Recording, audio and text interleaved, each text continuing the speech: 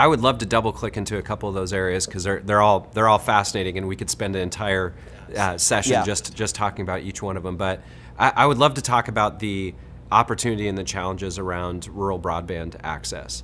And I know it sounds like there's a big amount of budget being appropriated towards solving that. But how do you go about solving that? Given you just said the size and scale, like 40% of the state being rural. Like what is the approach and some of the solutions that you're thinking about deploying to get access to people? So as we, obviously the most obvious answer is to build out a fiber infrastructure at the end of the day.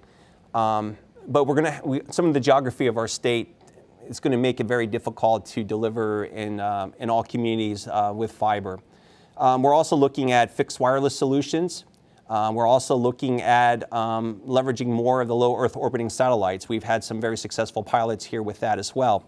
The thing we have to be careful about is that, especially when we talk about the satellite technology that exists there today, and we just kind of seen it as ELSA rolled through North Carolina yesterday, is the fact that if we do get the big storm that sits over North Carolina, that in essence is going to block out satellite communications, and we can't afford to take our state out of commission, if you will, and being able to communicate with the public or allow them the ability to communicate as well. So we're going to look at every tool that's in our toolbox, and we're going to look at what tool addresses at the right location, at the right community. What is that tool solution that makes it the most sense to get us to what we want?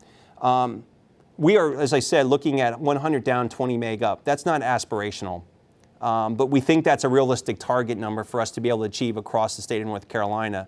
If you ask me, I would say that we're shooting for 200 meg symmetrical, but in 4 years, 200 meg symmetrical, who knows what it's going to be, right? As technology continues to evolve, as we start looking at IoT.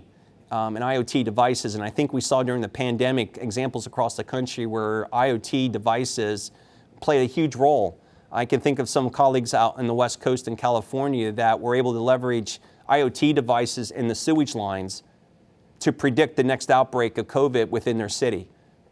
It's amazing stuff. The analysis of sewage, and they were 100% accurate within 2 weeks of being able, and they allowed them to shift resources and be in a better position to prepare and respond to those scenarios when they came about.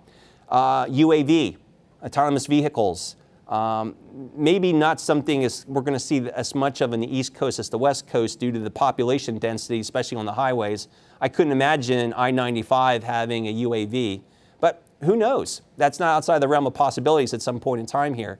So I think as technology continues to evolve in the manner that it is, I don't know what that aspirational goal is going to be as far as speeds and feeds go, but what we're trying to get to today, though, is a speed that we believe we can achieve without hesitation across the state of North Carolina, and that's why we settled in on 100 down and 20 up.